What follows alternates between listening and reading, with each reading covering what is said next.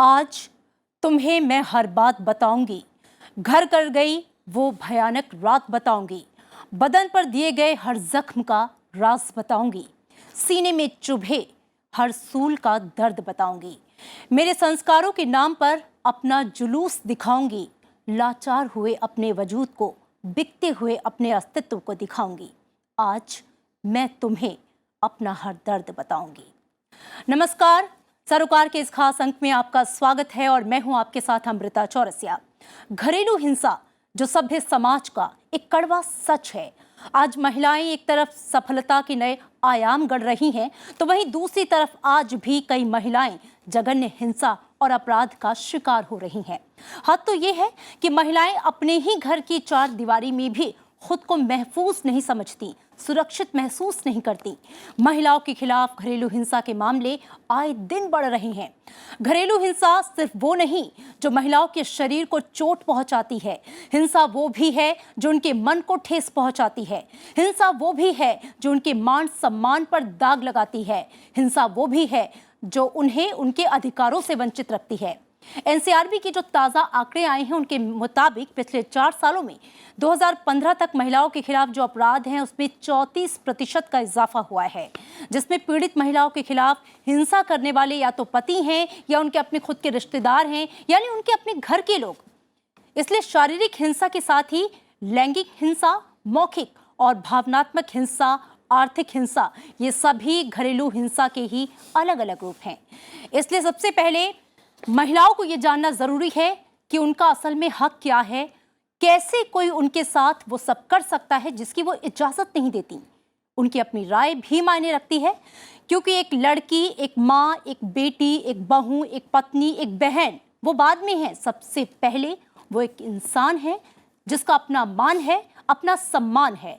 अक्सर महिलाओं को पता ही नहीं होता कि घरेलू हिंसा है क्या, कितने प्रकार की है।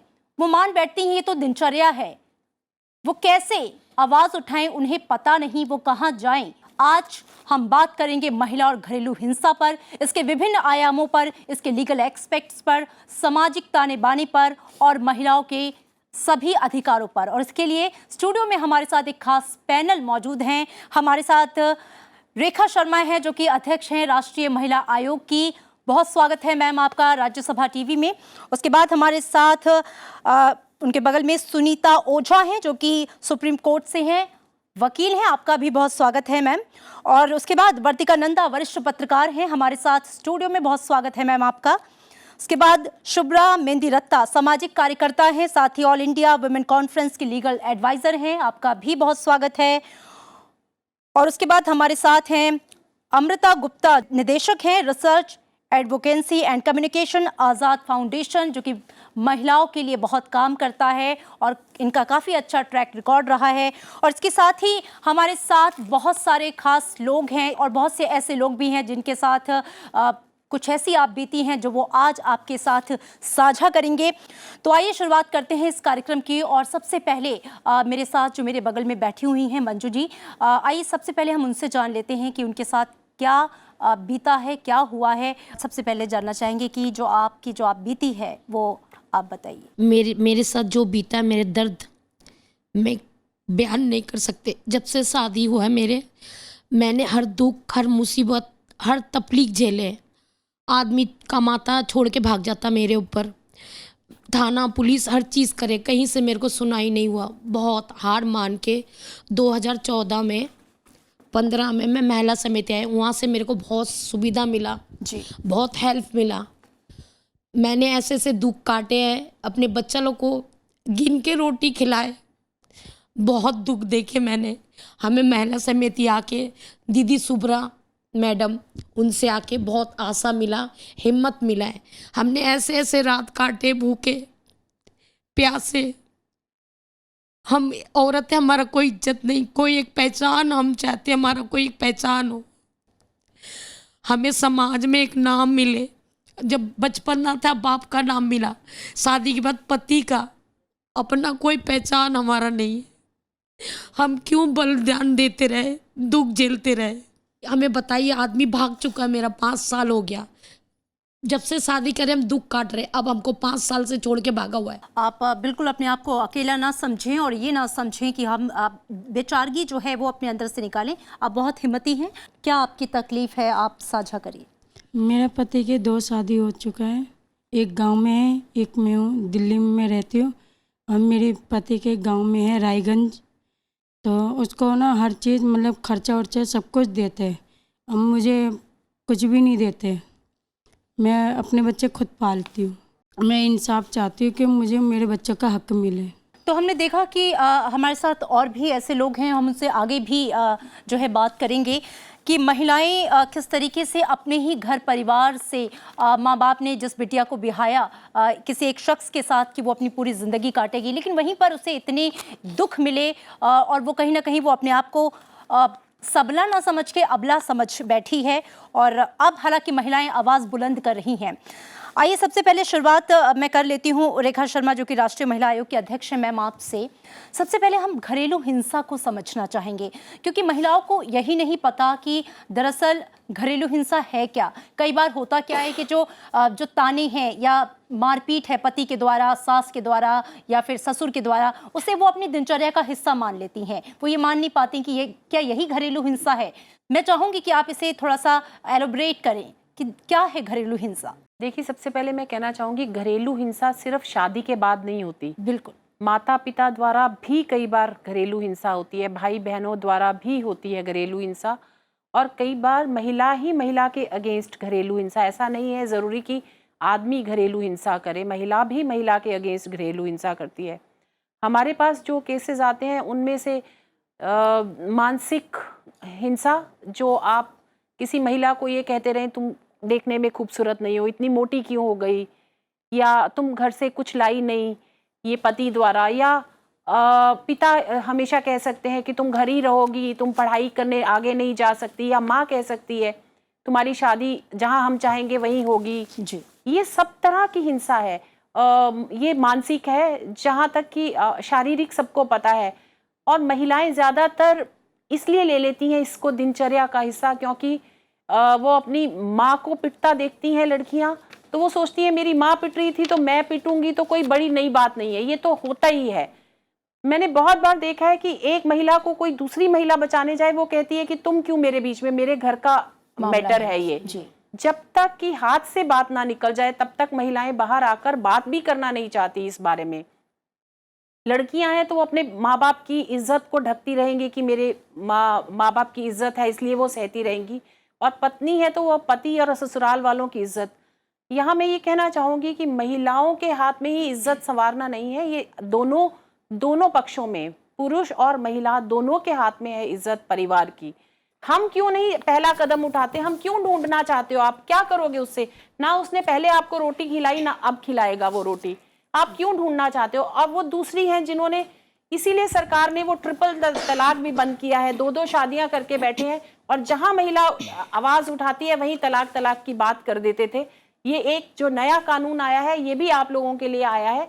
आप जब दूसरी पत्नी को वो खिला रहा है, आप क्यों उसके साथ शादी रखना चाहते हैं, क्यों नहीं अपने पाँव पे खड़ा होना चाहते। और जब आप खुद बच्चे पाल रही हैं, खुद पाल ही रही हैं, तो आप क्यों रहना चाहते हैं। ये महिलाओं पे बहुत डिपेंड करता है। हमें हमेशा से सिखाया गया है कि भाई शादी होके गई हो वापस नहीं आई, ये माँ बाप का कसूर बहुत ज्यादा है, क्योंकि बच्ची को आप वो देते ही नहीं हो कि तुम वापस आ सकती हो। बेटी और बेटे दोनों का घर है माँ बाप का घर, ये चीज हमें भी समझने की बात है। अगर हम बेटी को ये कहें कि तुम्हें मुश्किल हो तो तुम वापस मुड़ के आ सकती हो, तो वो मार ना खाए जिंदगी भर, उसका कोई ना कोई संवारने वाला हो, और सबसे पहले हम पाँव पे उसे खड़ा करें तो बहुत जरूरी है। वो कभी मार नहीं खाएगी अगर वो कमाई कर रही होगी तो। बिल्कुल, आपने एकदम सही बात कही, क्योंकि घर परिवार जो है वो एक इकाई है, और जो बच्चियां वहाँ सीखती हैं, जो माँ उसे सिखाती है, दरअसल वहीं पर वो बीच पड़ता है कि महिलाओं के साथ आगे क्या होने वाला है। मैम, जैसा कि इन्होंने भी कहा, काफ़ी सही बात कही रेखा मैम ने, कि हमें बचपन से सिर्फ सहना सिखाया जाता है, कहना नहीं सिखाया जाता। माँ बच्ची से कहती है कि शादी के बाद अगर घर में कुछ हो रहा है सह ले ताकि परिवार ना टूटे। तो ये जो एक लोक लज्जा, हया, शर्म और परिवार को बांधे रखने की जिम्मेदारी ये सिर्फ औरतों के ही माथे क्यों मर दी जाती है? शुभ्रा मैम, मैं आपसे जानना चाहूंगी इस बंधन को महिलाओं के ऊपर से आखिर कैसे तोड़ा जाए? ये जो, क्योंकि ये एक लेगेसी चली आ रही है शुरू से कि महिलाओं के ऊपर ही जिम्मेदारी है परिवार को बांधे रखना, और चाहे उसके लिए वो सहती क्यों ना रहे। जी, आपने बिल्कुल सही कहा कि महिलाओं के ऊपर ही जिम्मेदारी है कि परिवार को बांध के रखे, क्योंकि हम भी इसी समाज से बड़े हुए हैं। हमने भी देखा कि हमारे घरों में हमारी मम्मी या हमारे फादर जो हैं वो भी यही कहते थे कि भी बच्चों को, लड़कों को ज़्यादा पढ़ना चाहिए, लड़कियों को कम पढ़ना चाहिए। और अगर लड़की को कोई सब्जेक्ट पसंद आया, अगर मैं अपनी बात करूं कि मुझे लॉ पढ़ना था, लेकिन मेरे पेरेंट्स को ये था कि भी टीचर बन जाए, अपना घर संभाले और परिवार को आगे ठीक से देखे। तो ये जो सोच है वो आज की नहीं है, बहुत पुरानी है और थोड़ा बहुत चेंजेस आया है, लेकिन अभी इसमें टाइम लगेगा और चेंजेस लाने में, जिसमें कि अब हम जैसे माताएं हो गई हैं, हम अपने बच्चों को सिखाएंगे। जैसे बेटे हैं हमारे घर में, हम उनको सिखाएं कि भाई लड़कियां हैं या बहनें हैं, उनको आप कैसे रिस्पेक्ट कर सकते हो। जब तक वो बेटा मेरा नहीं सीखेगा कि बहनों को कैसे रिस्पेक्ट करनी है, माँ को कैसे रिस्पेक्ट करनी है, वो अपनी बीवी को रिस्पेक्ट नहीं करेगा। तो ये पूरी जिम्मेदारी माता पिता के ऊपर है, परिवार से शुरू होता है, उसके बाद ऑफ कोर्स कानून आता है। जैसे कि हम जिसके ऊपर चर्चा कर रहे हैं, डोमेस्टिक वायलेंस के ऊपर, जो 2005 में आया। और डोमेस्टिक वायलेंस में जैसे रेखा मैडम ने बताया क्या क्या वायलेंस हैं, वो सारी चीज़ें हैं। और आपको हैरानी लगेगी, मैं आज या कल ही के न्यूज़पेपर में पढ़ रही थी कि यूएन की स्टडी आई है जिसमें ऑल ओवर वर्ल्ड, ये इंडिया की बात नहीं है, डोमेस्टिक वायलेंस पूरे वर्ल्ड ओवर में है। बिल्कुल। उसमें 38% ये मानते हैं कि डोमेस्टिक वायलेंस अगर थप्पड़ मार दिया तो क्या हो गया, ये हस्बैंड का राइट है कि वो अपनी वाइफ को मारे। जी, ये यूएन स्टडी की है, ये इंडियन स्टडी नहीं है जो ऑल ओवर वर्ल्ड में है। बिल्कुल। लेकिन इसमें इंडिया में अभी कुछ ही दिन पहले एक जो पिक्चर आई है तापसी पन्नू की थप्पड़, बहुत कुछ कहती है वो फिल्म की थप्पड़। सिर्फ इतनी सी बात, लेकिन वो कैसे कर सकता है। तो ये जो थप्पड़ मारने वाली बात है, वो आपने एकदम सही कहा। यूएन की स्टडी है कि यह मान लिया गया है कि पति को ये अधिकार है कि वो अपनी पत्नी को थप्पड़ मार सकता है और पत्नी को ये सहना होगा। चलिए हम इसके लीगल एस्पेक्ट्स पे भी बात कर लेते हैं। हमारे साथ सुनीता ओझा हैं, वकील हैं सुप्रीम कोर्ट से। मैम, जो कानून लाया गया घरेलू हिंसा अधिनियम 2005, उसमें महिलाओं के संरक्षण को लेकर बहुत सारी बातें कही गई, क्योंकि उससे पहले ये था कि महिलाएं आरोप लगाएंगी पति पर या फिर जो भी उनके साथ हिंसा कर रहा है। अब महिलाओं के भरण पोषण और उनके संरक्षण को लेकर इस कानून में बात कही गई है। थोड़ा तफसील से आपसे जानना चाहेंगे इस कानून को लेकर। शुक्रिया अमृता जी। इस कानून के बारे में मैं 5 चीज़ें बताना चाहूँगी। पहला, सबसे खूबसूरती इस बात की ये है कि ये कानून कहता है घरेलू हिंसा घर की बात नहीं है, ये समाज का प्रॉब्लम है और पूरे इसको मान लिया गया कि भाई ये कानूनी तरीके से गलत है। 1। दूसरी बात, जो घर में रहने वाली हर एक महिला को ये सुरक्षा देता है, चाहे वो 5 साल की लड़की हो, वाइफ हो, मदर हो, सिस्टर हो, अनमैरिड सिस्टर हो, उस घर में जो भी रह रही है महिलाओं, सबके लिए ये सुरक्षा का प्रावधान है। तीसरी बात कि जो घरेलू हिंसा है उसका जो डेफिनेशन बहुत ही वाइड रखा गया। तो घरेलू हिंसा का मतलब केवल थप्पड़ ही नहीं है। घरेलू हिंसा का मतलब उसको मानसिक प्रताड़ना देना, उसको शारीरिक तरीके से प्रताड़ना देना, उसको भरण पोषण नहीं देना, उसके एजुकेशन के लिए नहीं पैसे देना, उसको घर से बाहर निकालना, हर तरह की प्रताड़ना घरेलू हिंसा में कवर की गई है। अब तीसरा सवाल उठता है कि भाई अगर कोई ये इस तरह की हिंसा घर में सफ़र कर रहा है तो उसके पास उपाय क्या है। जो कानून उनको उपाय देता है, बहुत सारे जो प्रोटेक्शन ऑर्डर्स हैं। आप किस तरह के प्रोटेक्शन ऑर्डर्स ले सकती हैं कोर्ट से जा कर के? सबसे पहला, अगर आप हिंसा के खिलाफ आवाज़ उठाती हैं तो सबसे बड़ा खतरा होता है कि घर के ऊपर से छत चली जाएगी। पहली बार इस कानून में बोला गया कि every woman has a right to stay in her shared household, irrespective of किसको वो हाउस होल्ड बिलोंग करता है, पति का हो ना हो, रेंटेड हो, खरीदा हुआ हो, सास ससुर का हो, किसी का भी हो, उसको अधिकार है कि वो घर में रहेगी। आप उसको निकाल करके रोड पे नहीं फेंक सकते। दूसरी बात, मेंटेनेंस का तो इमीडिएटली वो खतरा ना हो कि अगर मैं हिंसा के खिलाफ आवाज़ उठाती हूँ तो मेरी रोटी रुक जाएगी। जैसा कि एक बहन यहाँ बता रही थी कि खाने को नहीं मिला, वो नहीं रुक सकती है। आप मेंटेनेंस के ऑर्डर्स ले सकते हैं, कस्टडी के ऑर्डर्स, आपके बच्चे नहीं छीने जा सकते हैं, क्योंकि महिलाओं के साथ सबसे बड़ा प्रॉब्लम ये होता है कि भाई बच्चों को मुझसे छीन लिया जाएगा क्योंकि उनकी कमज़ोरी मानी जाती है। ये सारे तरह के ऑर्डर अपने आप को प्रोटेक्ट करने के लिए, अपने आप को एक कवच की तरह इस्तेमाल करने के लिए महिलाएं कोर्ट से ले सकती हैं। अब ऐसा है कि दूसरी एक और सबसे बड़ी एक और बात है कि ये ऐसा नहीं कि आप कोर्ट चली गई, आपने ये ऑर्डर ले लिया तो भाई ये कोई जेल भरो कानून है, ऐसा नहीं है। क्योंकि आपके कोर्ट जाने से ही आपके पति या जो पिता या जो भी हैं जो घरेलू हिंसा कर रहे हैं उनको जेल नहीं भेजा जाता। ऑर्डर्स दिए जाते हैं कि ये ऑर्डर प्रोटेक्शन के हैं। जब ऑर्डर वो वायलेट होते हैं तब फिर वो कोर्ट की प्रक्रिया शुरू होती है, तब उनको जेल भेजा जा सकता है। तो पहले ये सिविल प्रोसीडिंग की तरह शुरू होती है। और एक और खासियत ये है कि कोई भी पेंडिंग प्रोसीडिंग में आप ये ऑर्डर्स मांग सकती हैं। हो सकता है आपके पति ने डिवोर्स डाला हो और आपको उसमें ये प्रोटेक्शन चाहिए कि भाई मुझे घर से ना निकाला जाए, मुझे मेंटेनेंस दे दी। ये सारे ऑर्डर्स उन प्रोसीडिंग में भी। तो जिस तरह से जितना सोच करके, जितने सूझबूझ से ये कानून बनाया गया है वो हमारे ख्याल से बहुत ही फॉरवर्ड लुकिंग है। अब बात उठती है हम कैसे इसका इस्तेमाल करते हैं। और लेकिन विडंबना ये है कि बहुत सी महिलाओं को इस कानून के बारे में या इसे कैसे इम्प्लीमेंट करना है, क्योंकि होता क्या है कि जो पढ़ी लिखी और सक्षम महिलाएं हैं वो अपने अधिकारों को लेकर जागरूक हैं, लेकिन जो नीचे तबके की हैं, जो पढ़ी लिखी नहीं हैं, उन्हें बहुत कुछ नहीं पता है और वो ये मान लेती हैं कि अब सहना ही हमारी ज़िंदगी हो गई है। वर्तिका नंदा जी, मैं आपके पास आना चाहूँगी। घरेलू हिंसा को आप कैसे देखती हैं? और इसी के साथ मैं एक और सवाल ऐड करना चाहूँगी। जो महिलाएं जिन्हें जेल में डाला गया है उनको लेकर मैं आपसे सवाल पूछना चाहूँगी, क्योंकि कई बार उन्हें भी फंसाया जाता है। हालांकि कई बार वो दोषी भी होती हैं क्योंकि महिलाएं ही महिलाओं के खिलाफ हिंसा करती हैं। जागरूकता बहुत ज़रूरी है, लेकिन जागरूकता के साथ आवाज़ भी आ जाए ये ज़रूरी नहीं है। हो सकता है कि कोई जागरूक हो पर ये भी हो सकता है कि वो ना बोले। और जहाँ तक जेलों का सवाल है, हमने जो हमारी श्रृंखला है तिनका तिनका, इसके तहत देश की कई जेलों को देखा। अभी हाल में जो हमने सर्वे किया वो आगरा की जेल में किया, जो कि हिंदुस्तान की सबसे पुरानी जेल है। और वहाँ हमने ये महसूस किया कि जो महिलाएं डोमेस्टिक वायलेंस की वजह से जेल के अंदर आई हैं, आम तौर पर उनकी मुलाकात सबसे कम है। जैसे नवंबर के महीने का जो हमने सर्वे किया, हमने देखा कि अगर एक पुरुष के लिए ऑन एन एवरेज अगर एक दिन में 25 उन्हें मुलाकात के लिए 25 पुरुष जा रहे हैं तो महिला एक है। तो ये जो मार्जिनलाइज्ड हैं, चाहे महिला बाहर हो चाहे महिला अंदर हो, एक तो हमें ये मानना होगा कि महिलाएं बोलती कम हैं।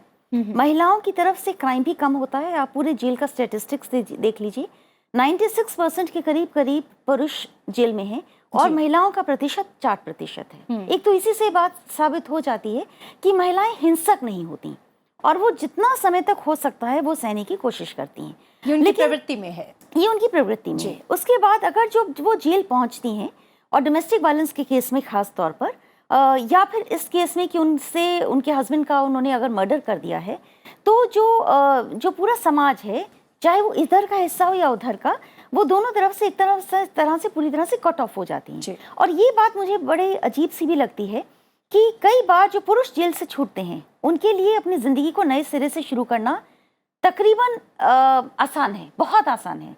लेकिन महिलाएं किसी भी स्टिग्मा से गुजर जाएं, चाहे वो स्टिग्मा एक रेप का हो या वो विक्टिम होने का हो, किसी भी तरह के विक्टिम का, या वो जेल में जाने का, उनकी एक्सेप्टेबिलिटी बहुत कम हो जाती है। उनके ऊपर ये जिंदगी भर का दाग हो जाता है। हाँ, कि शायद उन्होंने ऐसा किया है इसलिए वो जेल के अंदर गई और स्टार्ट करना बहुत मुश्किल। तो उनके लिए अपनी आइडेंटिटी को दोबारा से क्रिएट करना या ये कह पाना कि वो अपनी सज़ा को तो काट चुकी हैं। हमें ये भी मानना होगा जो जेल में गया है, हम आमतौर पर ये सोचते हैं जेल गया वो तो छूट आया, हम ये भूल जाते हैं कि जेल में एक रात गुजारना भी बड़ा मुश्किल है। तो अगर वो सज़ा को काट चुकी हैं और वो बाद में वापस आ रही हैं, तो वो एक्सेप्टेबिलिटी का रास्ता एक औरत के लिए बहुत ही कम है as compare to a male. जी बिल्कुल। अमृता गुप्ता जी, मैं आपके पास आना चाहूँगी। और बड़ा ही ये एक दुख है कि क्यों हर मोर्चे पर महिलाओं के साथ ही दुश्वारियाँ हैं, परेशानियाँ हैं, चाहे वो जेल से वापस आ रही हो या रेप विक्टिम हो, एसिड विक्टिम हो।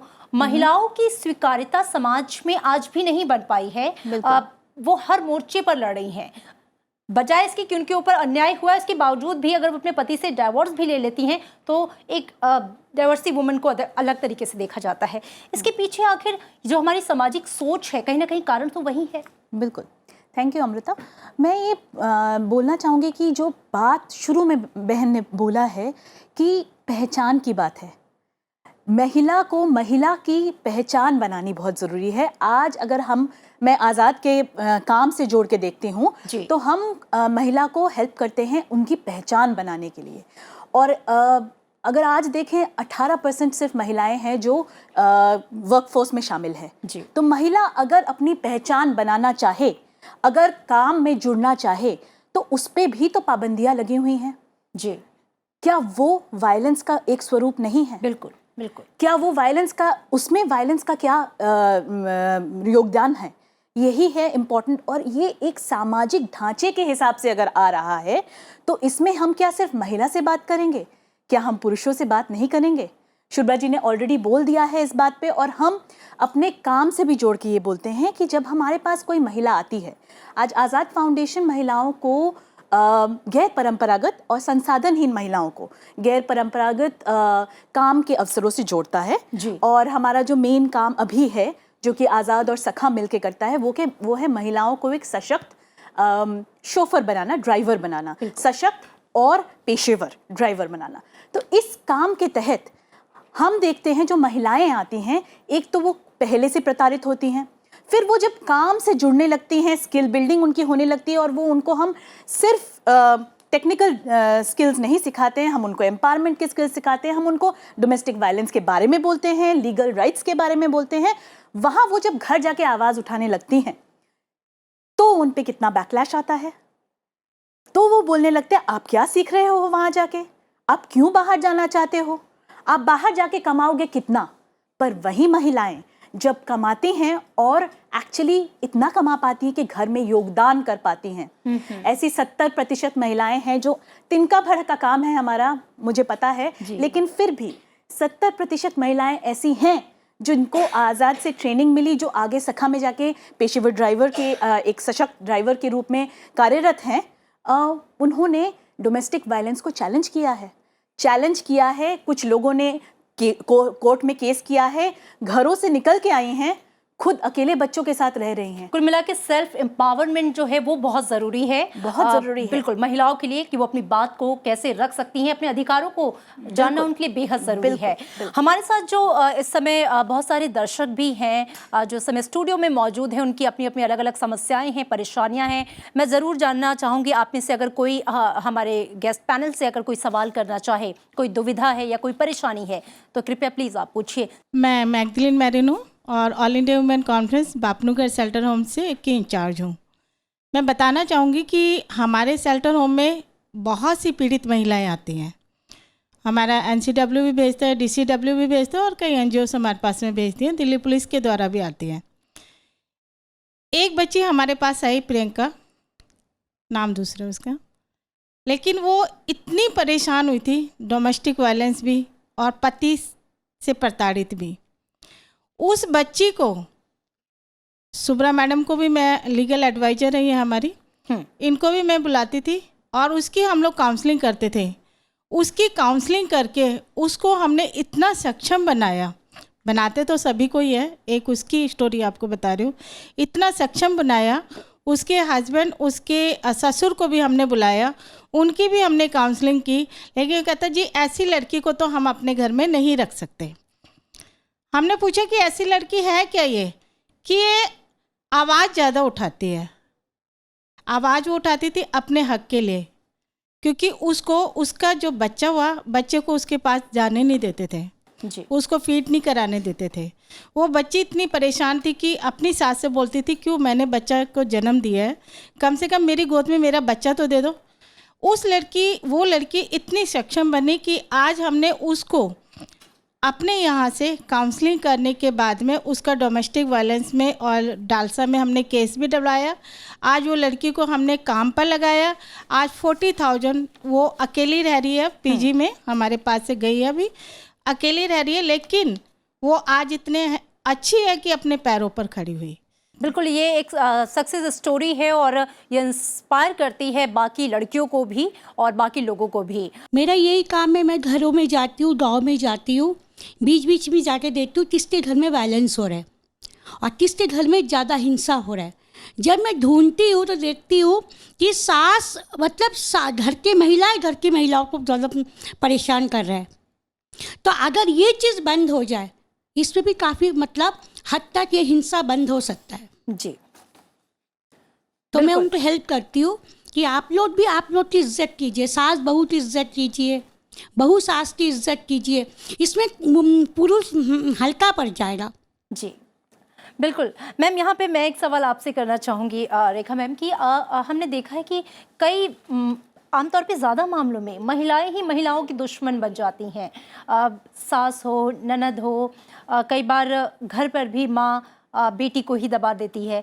तो ऐसे में ये कौन सी सोच है हमारे समाज की जो अपनी ही मतलब अस्तित्व को खत्म करने पर उतारू है? ये सिर्फ हमारे भारतवर्ष की नहीं, ये पूरे ऑल ओवर वर्ल्ड देखा गया है कि महिलाओं को काटने में, चाहे वो प्रोफेशन में हो, अगर बॉस महिला होगी तो दूसरी महिला को बढ़ता नहीं देखना चाहेगी। जो अब चेंज हो रहा है, मुझे लगता है अब महिलाएं, अब जो नई महिला सोच है वो ये है कि जब हम एक दूसरे का हाथ पकड़ते हैं तो दोनों ऊपर जाते हैं जी। ये नहीं है कि एक को नीचा दिखाकर आप थोड़ा ऊपर बढ़ना चाहें। और हमें एक सिखाया भी गया है कि अपनी लकीर लंबी करनी हो अगर तो अपनी लकीर लंबी करे, दूसरे की मिटाए ना। तो ये महिलाओं को सीखने की बचपन से ज़रूरत है। अगर आप घर में दो बहनें भी देखेंगे तो आपस में कंपटीशन सा हो जाता है और वो कहीं ना कहीं माँ बाप उसके कसूरवार होते हैं कि तू दिखने में सुंदर है तो उसको आगे बढ़ा दिया, या दिखने में दूसरी बहन सुंदर नहीं, तो एक मन में एक वो आ जाती है। वैसे ही ससुराल में तो जाकर ये हमेशा देखा गया है, ससुर कभी तंग नहीं करेंगे, सास तंग करेगी, और ये सोच बदलने की बात है। अब क्योंकि सास को भी ये सोचना है कि आज वो उसका दिन है, आने वाला समय वो बहू का है, जब वो बूढ़ी होगी तो बहू की जरूरत उसको होगी देखभाल करने के लिए। और ये सोच आज की जनरेशन में मैंने देखा है ये चेंज हो रहा है। आज फ्रेंड्स हैं, सास बहू दोस्तों की तरह हैं। FIR जितनी होती हैं आप देखेंगे कॉलोनीज से ज्यादा होती हैं। बिल्कुल। पढ़ी लिखी महिलाएं पुलिस के पास जाने से घबराती हैं। ये सोच भी हमें पढ़ी लिखी महिलाओं में चेंज करना होगा कि आप फाइनेंशियली इतने डिपेंडेंट ना हो अपने हस्बैंड पे कि आपकी किटी पार्टी के पैसे खत्म हो जाएंगे, आपकी छुट्टी के पैसे खत्म हो जाएंगे, आप कैसे अपने आप को मेंटेन करेंगी। आपको अपने पाँव पे खड़े होना इसलिए बहुत ज़रूरी है। जो बाकी लोगों ने भी कहा कि औरत जब तक अपना कमाएगी नहीं तो ये चीज़ चलती रहेगी। जब वो कमाना शुरू कर देगी तो कहीं ना कहीं वो रोक पाएगी ये। बिल्कुल, शिक्षा और आर्थिक रूप से सक्षम होना बहुत जरूरी हो जाता है ऐसे मामलों में। इसमें एक और चीज़ है कि जो हमारा मेंटल बैरियर है वो कई बार पुराने मुहावरों में हम अटक जाते हैं कि महिला महिला की दुश्मन है। असल में पुरुष भी बहुत बार पुरुष का दुश्मन होता है। जी, आप कभी भी देखिए, किसी भी जगह में दोबारा से जेल में जाऊंगी, आप जेलों में जाकर देखिए कितने पुरुष आपको मिलेंगे, पिता ने बेटे को मार दिया, बेटे ने पिता को मार दिया, लेकिन माँ ने बेटी को मार दिया, बेटी ने माँ को मार दिया, ऐसा कम होता है। पर आप रिपोर्टिंग जब आप देखेंगी, कभी भी अगर किसी महिला ने दूसरी महिला को मार दिया तो उसकी जो कवरेज है वो बहुत सनसनी के साथ होगी, वो बहुत बड़ी बात के तौर पर देखी जाएगी और महीनों ये लगेगा, क्योंकि कभी कभार होता है, पर क्योंकि उसकी रिपोर्टिंग इस तरह से हुई है कि आपको ऐसे लगेगा कि देखिए एक महिला ने एक दूसरी महिला को मार दिया। ऐसा होता कम है। तो मुहावरे एक तो बदल रहे हैं। पैट्रियार्कल सोसाइटी जो सोच है ना कि एक ससुर, जैसे अभी एग्जांपल दिया गया कि ससुर कुछ नहीं कहता, ससुर बहुत स्मार्टली प्ले करता है कि सास को आगे कर देगा, आप बहू से बात करो, मैं कुछ नहीं कहूंगा, मैं बहुत सीधा हो गया। बिल्कुल। तो ये तो पूरी एक पैट्रियार्कल सोसाइटी है जो सोच है कि आप इसे फिर आप एक इसको ये कहना शुरू कर दो कि भी महिला महिला की दुश्मन है। जबकि मैंने ये देखा सोच में मैं अगर अपने काम पे जा रही हूँ तो मेरा बच्चा मेरी सास संभाल रही है, मेरी माँ संभाल रही है, मेरा ससुर नहीं संभाल रहा, मेरा हस्बैंड नहीं संभाल रहा। तो ये तो एक कहावत बनाई गई है एक औरत को औरत के सामने खड़ा करने के लिए कि औरत ही औरत की दुश्मन है, ऐसा नहीं है। यानी कि प्रतिसत्तात्मकता जो है वो इसके पीछे कहीं ना कहीं नेगेटिव रोल प्ले कर रही है। मैम, इसे लेकर आप कुछ कहना चाहती हैं? बिल्कुल, मैं ये भी कहना चाहती हूँ कि पितृसत्ता जैसे महिलाओं पे एक भार देती है कि आप चुप रहें और आप सहें, और आप पे वैसे मेन पे भी एक भार देती है, क्योंकि हम पुरुषों के साथ भी काम करते हैं और ये हमने देखा है कि वो भी इस बोझ के तले जी रहे हैं कि मर्दानगी का क्या डेफिनेशन है, परफॉर्म करने की, क्यों परफॉर्म करने की एक होड़ मची हुई है, क्यों एक कंट्रोल की होड़ मची हुई है, क्योंकि वो तो सामाजिक ढांचे ने उन्हें बोला है करने को। शुरुआत में बचपन में बिल्कुल, सिखाया जाता है, बिल्कुल, माँ सिखाती है, पिता बिल्कुल। सिखाता है। अगर पितृसत्तात्मक सोच को हम बदलना चाहें तो हम मर्दानगी के डेफिनेशन को बदलें, को हम मर्दों को समझाएं कि हम मर्दों को साथ लेके चलें, वो भी हमारे फ्रेंड्स हों, वो भी एक महिला को, जैसे अनपेड केयर वर्क की बात सभी बोल रहे हैं आज, ऑक्सफैम की बड़ी स्टडी निकली है उस पर कि महिलाओं को घरेलू काम में अगर आप इतना ज़्यादा काम कर रहे हैं, वो घरेलू काम में जूझी हुई हैं कि वो बाहर आगे काम नहीं कर पा रहे हैं आके। बिल्कुल, तो यहाँ रोल कहाँ है? महिलाओं के, मर्दों का है। बिल्कुल। और यहाँ हम काम कैसे करें? मर्दों के साथ काम करें, उनके साथ बात करें कि महिलाओं के साथ आके हाथ बटाएं।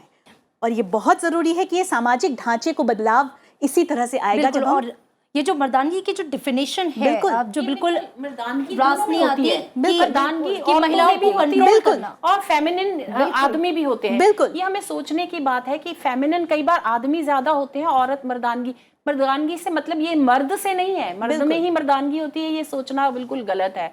और जहां तक आपने परफॉर्मेंस की बात करी, आज आदमी बात उठाने लगे हैं कि मैं ही क्यों कमा के लाऊं और मेरे ऊपर ही क्यों, और आजकल मेंटेनेंस पे बहुत बड़ी बात उठ रही है कि मैं मेंटेनेंस क्यों दूं, अगर औरत जाना चाहती है छोड़ के तो मैं ही क्यों मेंटेनेंस दूं।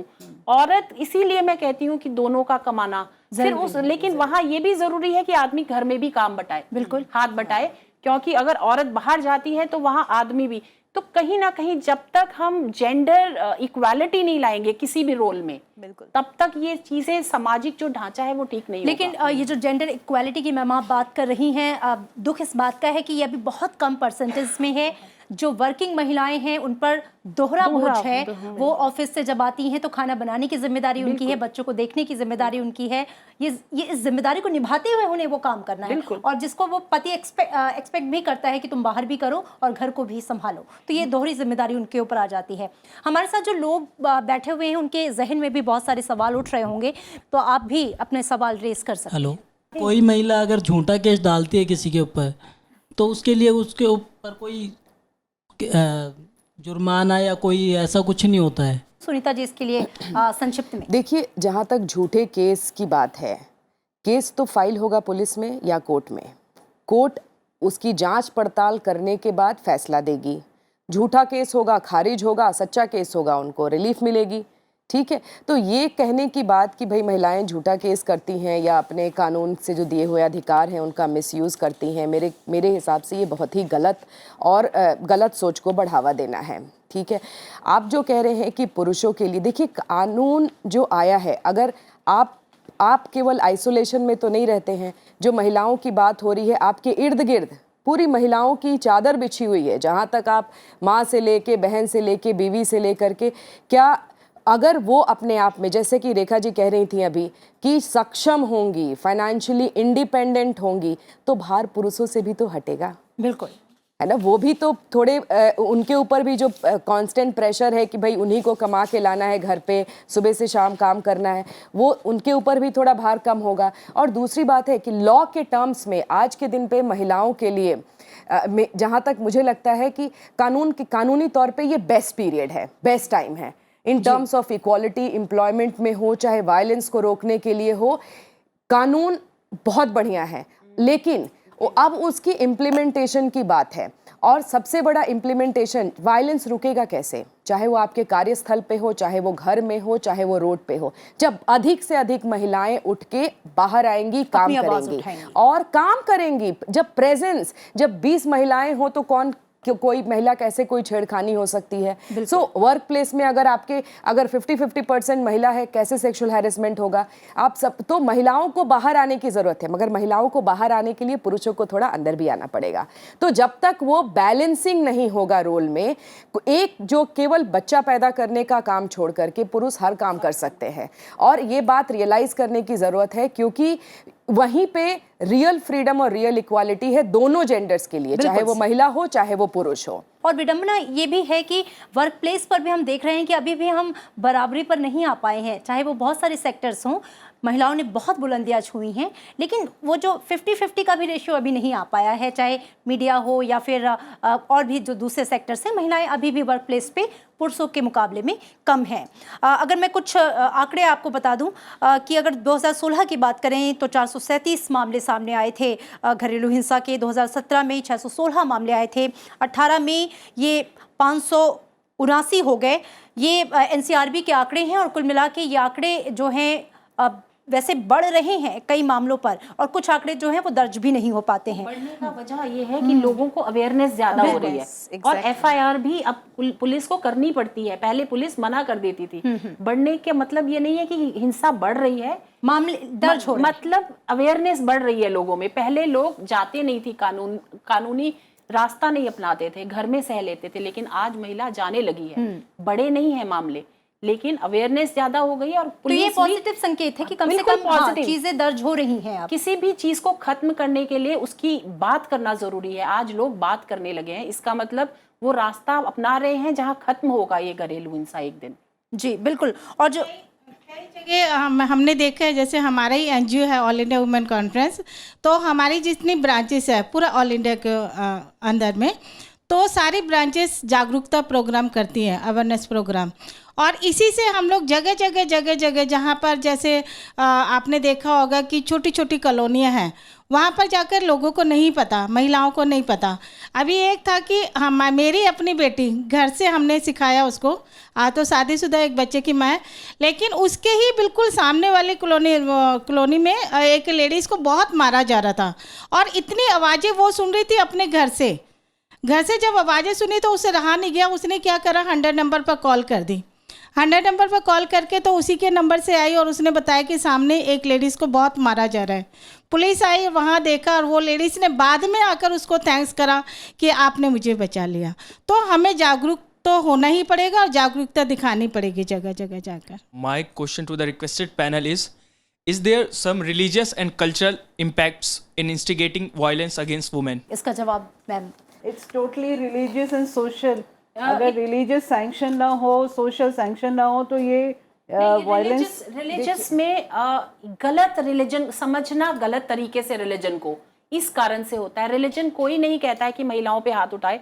हमारा हिंदू धर्म देखें तो सभी देवी जो हैं, चाहे वो एजुकेशन की देवी हो, चाहे वो लक्ष्मी धन सरस्वती, सभी माता है।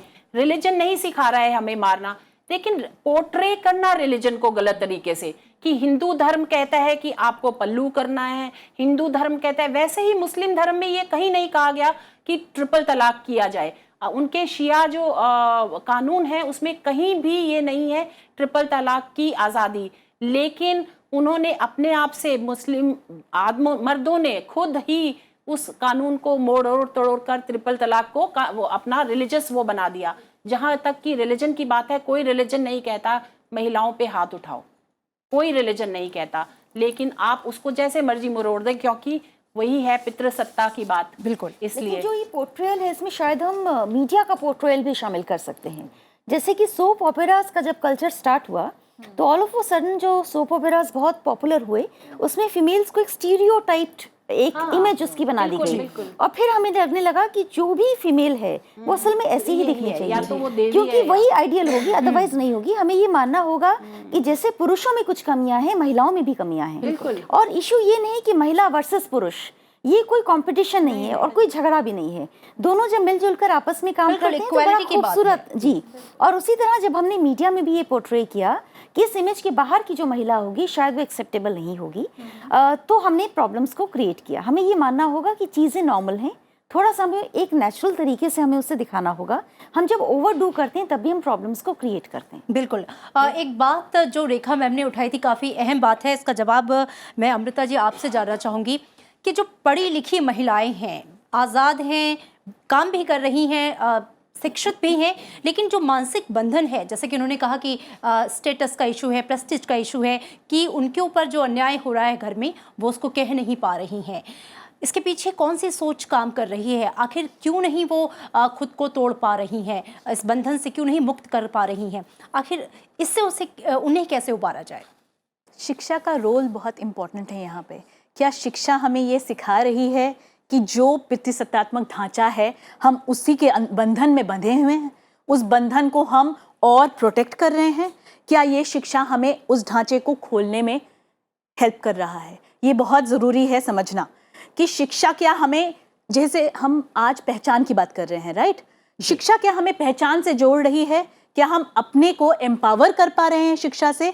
क्या वो शिक्षा पितृसत्तात्मक ढांचे में जुड़ के उसको और स्ट्रेंथन कर रही है? ये बहुत इंपॉर्टेंट है और यही चीज़ रेखा जी शायद बोलने की कोशिश कर रही हैं कि शिक्षा जो है यहाँ आपके ढांचे को तोड़ने की कोशिश नहीं कर रही है, हेल्प नहीं कर रही है, आपके बंधनों को खोलने की कोशिश नहीं कर रही है, आपके होराइजन्स को वाइडन नहीं कर रही है।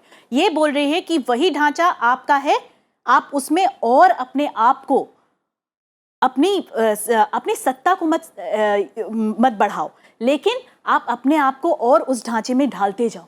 यही प्रॉब्लम आज हो रहा है। आप कम से कम अपनी बात कही। बिल्कुल बिल्कुल। एक जो हायर स्टेटा की औरतें हैं, उनको हम बच्चियों को तैयार नहीं करते कि कोई भी काम मिले काम करना, और वर्क में रिस्पेक्ट है वो नहीं तैयार करते हम उनको लगता है कि अपनी डिग्री से नीचे आकर काम पकड़ना मुश्किल है। अगर मैं अपने हस्बैंड को छोड़ूंगी या वो मार रहा है या उसके अगेंस्ट कोई कंप्लेंट करूंगी तो और छोड़ना पड़ जाए मुझे, तो मुझे नीचे होके काम करना पड़ेगा। वो जो चीज़ है, और जहां तक कि हम लोअर स्ट्राटा की बात करें, वो कोई भी काम पकड़ लेंगी, घर में जाके बर्तन भी साफ करने को तैयार हैं, कुछ भी वो कमाना जानती हैं कि कहाँ।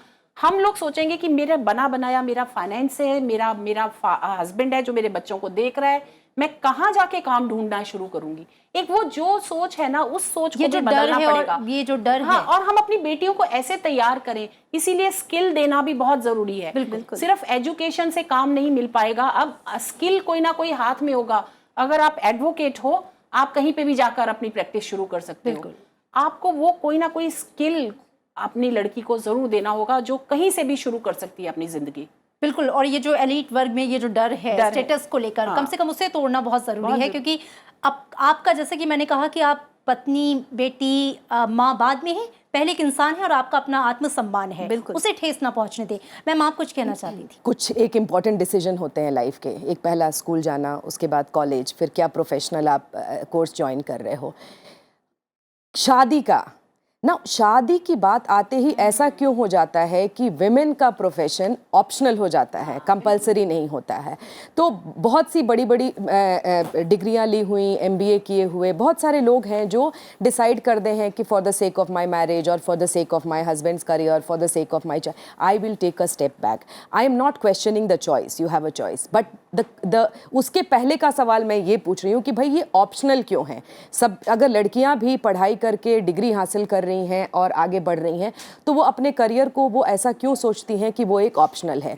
तो उससे जुड़ा हुआ एक और सवाल है कि जब जीवन साथी का चुनाव करते हैं, तो इस बात को सोच के आप अपना करियर बना सकें, आप अपना काम कर सकें, वो उतना ही आपके करियर में सपोर्ट कर सके और घर की रिस्पॉन्सिबिलिटी निभा सके।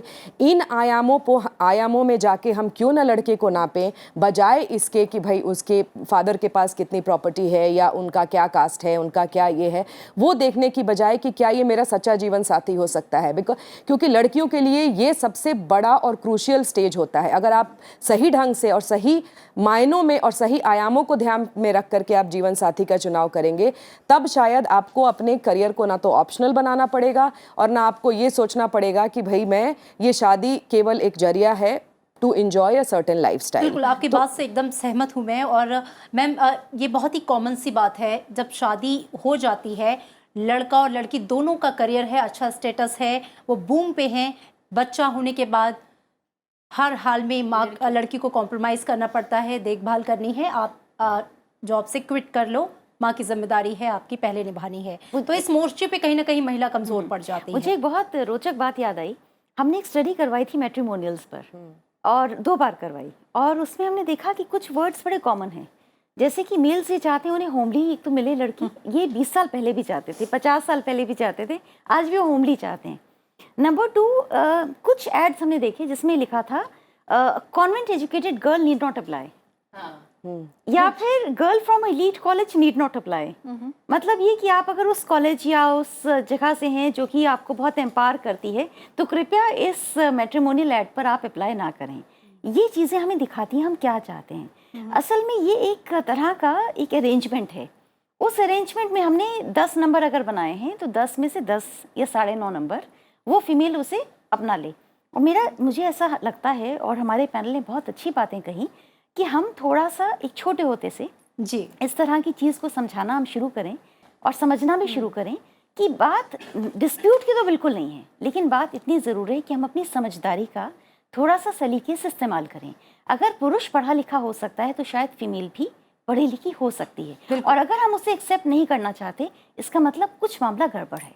ये सोचने की बात है कि आपको क्यों एक एजुकेटेड फीमेल से आपको क्या परेशानी है, और अगर आपको एजुकेटेड चाहिए तो वो होमली क्यों चाहिए, सोचने की बात है। कई बार हमें एक पढ़ी लिखी मेड चाहिए होती है और हम चाहते हैं उस मेड का बायोडेटा बहुत अच्छा हो, लेकिन वो रहे मेड। बिल्कुल, और कहीं ना कहीं ये जो सोच है वही महिलाओं के ऊपर हावी हो रही है, और कहीं ना कहीं यही सोच जो है वो घरेलू हिंसा का भी एक अहम कारण बन रही है। क्योंकि हमने ये बताया, और घरेलू हिंसा की परिभाषा में भी है कि ये सिर्फ फिजिकल वायलेंस नहीं है, ये मेंटल वायलेंस भी है। आपके आत्मसम्मान पे, मान सम्मान पे जो चोट की जाती है वो भी एक घरेलू हिंसा है। ये जो एक्ट बना था घरेलू हिंसा का 2005, हाँ, उसमें एक बहुत बढ़िया चीज़ है कि अगर कोई महिला जिसके ऊपर डोमेस्टिक वायलेंस हुआ है, वो अगर नहीं आ सकती है या नहीं आना चाहती है पर्सनली कोर्ट में, तो उनके थ्रू, या उनके पिता हो, उनके नेक्स्ट फ्रेंड, या कोई एनजीओ, वो उनका केस टेकअप कर सकते हैं कोर्ट में। उनको पर्सनली बार बार कोर्ट में आने की ज़रूरत नहीं है, नंबर 1। नंबर 2, अगर किसी महिला के पास पैसा नहीं है वकील लेने के लिए, तो वो डिस्ट्रिक्ट लीगल सर्विसेज अथॉरिटी है, उनको कांटेक्ट कर सकते हैं। फ्री लीगल एड मिलेगा, उनको एक पैसा नहीं देना पड़ेगा और एक खर्चा नहीं, वो अपना केस वहाँ से लड़ सकती हैं। ये 2 बातें मुझे एक बात लास्ट में जो कहना चाहूँगी, ऑडियंस में लड़कियाँ भी हैं, कि शादी को अपना एम मत बनाएं ज़िंदगी में। शादी तब करें जब करना चाहें, बहुत सारी प्रॉब्लम्स वहीं सॉल्व हो जाएंगी। अगर आप सिर्फ इसलिए बड़ी हो के बच्चों को सिर्फ इसलिए लड़कियों को पालते हैं कि इनकी शादी करनी है, तो मुझे लगता है यहीं से गलतियां शुरू हो जाती हैं। तो शादी लास्ट रिजॉर्ट होना चाहिए, जब मन चाहे, जिससे मन चाहे, नहीं तो सिर्फ इसलिए कि मेरा ध्यान कोई रखने के लिए शादी करना है, वो बिल्कुल गलत है। बिल्कुल, ये जो सोच है कि कोई हमारा भरण पोषण करेगा, हम किसी पे डिपेंडेंट रहेंगे, जो शुरुआत से कहावत चली आती थी कि बच्ची जब छोटी होती है तो पिता के संरक्षण में, बड़ी होती है, ब्याही जाती है तो पति के संरक्षण में, और उसके बाद जब बूढ़ी होती है तो बेटे के संरक्षण में। आखिर हमेशा हम संरक्षण में ही क्यों रहें? हम इतने एम्पावर क्यों ना हो कि दूसरे को संरक्षित कर सकें? बिल्कुल, इसके लिए माँ को ही अपनी बेटी को बचपन से ये बीज डालना होगा कि दरअसल आप दूसरे का संरक्षण कर सकती हैं, आपको संरक्षण में रहने की ही सिर्फ आदत नहीं डालनी है। क्या जी? मैं सभी महिलाओं को कि अब तो चुप्पी तोड़ो। अब अगर आवाज़ नहीं उठाई तो आगे तक आप आवाज़ नहीं उठाओगे। इसी माध्यम से बोलना चाहूँगी, सभी को अपनी आवाज़ को बुलंद करना है और सभी को आगे आना है। बिल्कुल मैम, मैंने ज़्यादातर जितना भी कम्युनिटी में काम किया है, ज़्यादातर मैम नशे के ऊपर ज़्यादा डोमेस्टिक वायलेंस होता है महिलाओं के साथ। तो मैम उसके लिए कुछ रोकथाम है? नशे के लिए ज़्यादातर जितनी भी महिलाएं हमारे पास आती हैं, उनकी रिक्वायरमेंट ये होती है कि नशा मुक्ति केंद्र में भेज दीजिए मैम, मगर उसके लिए कोई सोल्यूशन नहीं बना है, क्योंकि पैसों के ऊपर ही होती है जो भी चीज़ होती है। तो मैम इसके लिए कुछ एडवाइस करेंगे मैम कि हम उन लोगों के लिए क्या बिल्कुल करें? पति नशे में आता है और पीड़ता है, ये डेली का काम हो जाता है। उसको एक एलिबाई है कि मैं तो नशे में था इसलिए मार दिया। ऐसा कुछ कोई नशा ऐसा नहीं कर देता कि आपको इंसान से हैवान बना देता है। ऐसा कोई आपके अंदर वो हैवानियत है इसलिए आप करते हैं। तो कोई नशा ऐसा नहीं हो सकता जो आपको चेंज कर दे इस तरह का। एक इसमें बात मैं और कहना चाहूँगी, जब हम सबसे पहला लेवल ऑफ कांटेक्ट कोई भी विक्टिम है डोमेस्टिक वायलेंस की, वो पुलिस होता है। और जो डोमेस्टिक वायलेंस कानून में एक प्रोटेक्शन ऑफिसर का रोल बनाया गया है, आई थिंक वो बहुत पुलिस के लेवल पे बहुत सारे हमारी बहनें हैं यहाँ पे जो काम कर रही हैं, और महिलाओं के साथ एक पुलिस के साथ भी काम करना ज़रूरी है, एक स्टैंडर्ड ऑपरेटिंग प्रोसीजर डेवलप करके कि भाई ऐसे आपको डील करना है।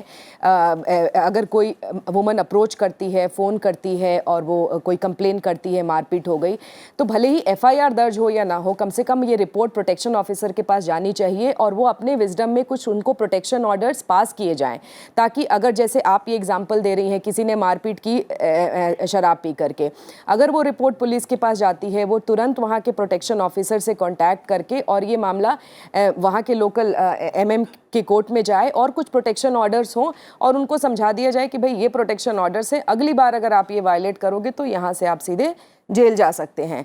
ठीक है, तो ये आई थिंक ये एक्ट करेगा as a protection measure for जो भी विक्टिम हैं। तो उस लेवल पे पुलिस के साथ और प्रोटेक्शन ऑफिसर्स को एक्टिवेट करके एक स्टैंडर्ड ऑपरेटिंग प्रोसीजर के साथ कि कैसे डील करना है ऐसी विक्टिम्स को, रादर देन उनको अपनी ज्ञान देना कि भाई ये घर की बात है या आप डिसीजन लीजिए। डोमेस्टिक वायलेंस केसेस को भी मैपिंग कर सकते हैं और ऐसी जो फैमिली जहाँ पे हो रही हैं उनको हाईलाइट करके रखा जा सकता है कि ये जो एरियाज़ हैं या ये जो घर हैं जहाँ पे ये रोज़ इंसिडेंट्स हो रहे हैं, उनको कैसे उनके साथ रिजॉल्व किया जाए। बिल्कुल मैम, ये जो गवर्नमेंट ने 1 स्टॉप सेंटर्स बनाए हुए हैं हर ज़िलों में, थोड़ा इसे लेकर भी बहुत से लोग में जानकारी नहीं है, अगर आप बताएं कि वो कैसे काम करता है रेखा मैम। ये WCD ministry, women and child ministry जो है, महिला एवं बाल विकास मंत्रालय, उसने सभी डिस्ट्रिक्ट्स में 1 स्टॉप सेंटर की शुरुआत की है। अभी कुछ डिस्ट्रिक्ट्स को छोड़कर सब में शुरू हो गया है। वहाँ महिलाएं अपनी किसी भी प्रॉब्लम को लेकर, चाहे वो घरेलू हिंसा हो, रेप हो या कोई और आपको काउंसलिंग की सिर्फ ज़रूरत हो, दोनों हस्बैंड और वाइफ को, आप लोग वहाँ जा सकते हो। वहाँ पे काउंसलर है और ये ज़्यादातर हॉस्पिटल्स के अंदर, क्योंकि वहाँ पे अगर आपको ज़रूरत है उसी टाइम हॉस्पिटल की या देखभाल की, तो वो हॉस्पिटल साथ होता है, वहाँ एक पुलिस ऑफिसर होता है और एक काउंसलर होता है। आपको किसी भी तरह की ज़रूरत हो, काउंसलिंग की, पुलिस की या हॉस्पिटल की, आपको 1 स्टॉप सेंटर, इसीलिए इसका नाम दिया गया है। और वहाँ अगर आपको घर से निकाला गया तो कुछ दिन आप रह भी सकते हैं। वहाँ 5 बेड्स का भी इंतज़ाम है, तो वहाँ पर आपको वहाँ रहने के बाद, देखभाल करने के बाद आपको कहीं और शिफ्ट करते हैं, लेकिन आप इमीडिएटली अगर जाना चाहती हैं तो 1 स्टॉप सेंटर जा सकती हैं। डायरेक्ट जा सकते हैं? हाँ, डायरेक्ट जा सकती हैं। बिल्कुल, तो ये एक अच्छा है क्योंकि हर ज़िलों में है, मंत्रालय की तरफ से इसकी व्यवस्था की गई है और उसमें सारी व्यवस्था है। वहाँ पर आश्रय भी है कि अगर आपको घर से निकाल दिया गया है, अभी आपके पास रहने के लिए कोई जगह नहीं है, तो आप वहाँ रह सकते हैं। 181 में पूरे इंडिया में आपको, जी बिल्कुल, हेल्पलाइन नंबर है जी। वैसे सीनियर सिटीजन्स के राइट भी हैं।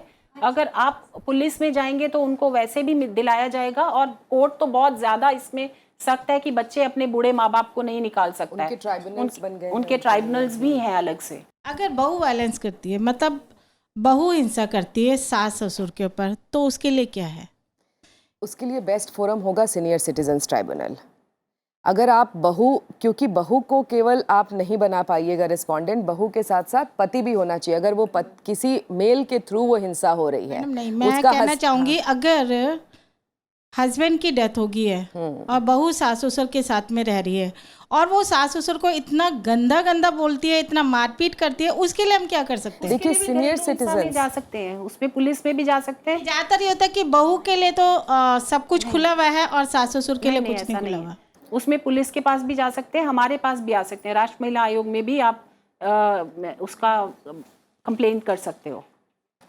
बिल्कुल, तो जो कि टॉपिक था आज का हमारा, महिला और घरेलू हिंसा, तो जो सबसे बड़ी बात इस चर्चा के दौरान निकल कर आई है वो ये है, महिलाओं का सेल्फ एम्पावरमेंट होना बहुत ज़रूरी है, उनका शैक्षिक रूप से या आर्थिक रूप से सक्षम होना बहुत ज़रूरी है, क्योंकि तभी आप अपनी आवाज़ भी बुलंद कर पाएंगे और अपने आप को दुनिया के सामने रख पाएंगे और अपनी बात सबको बता पाएंगे। क्योंकि अक्सर अपने आसपास के घरों में हम देखते हैं कि महिलाओं को सहना ही उनकी सबसे बड़ी कमज़ोरी बना दिया जाता है, क्योंकि घर परिवार में महिलाओं को सिर्फ सहना सिखाया गया है, कहना नहीं सिखाया गया। इसलिए ज़रूरी है कि आप सबसे पहले अपनी आवाज़ खुद उठाएं, अपनी मशाल का दीपक खुद जलाएं और अपनी गरिमा के साथ कोई समझौता ना करें, क्योंकि बोल कि लब आज़ाद हैं तेरे। इसी के साथ सरोकार के इस अंक में आप सभी से विदा लेना चाहेंगे और जो हमारे खास पैनलिस्ट आए थे उनका बहुत शुक्रिया पूरी बातचीत के लिए, अहम चर्चा के लिए, और जो तमाम दर्शक यहाँ पर मौजूद थे जिन्होंने बहुत सारी सक्सेस स्टोरीज भी बताई, कुछ लोगों ने अपने सवालों को भी साझा किया, आपका भी बहुत धन्यवाद। इसी के साथ हमें दीजिए इजाज़त। नमस्कार।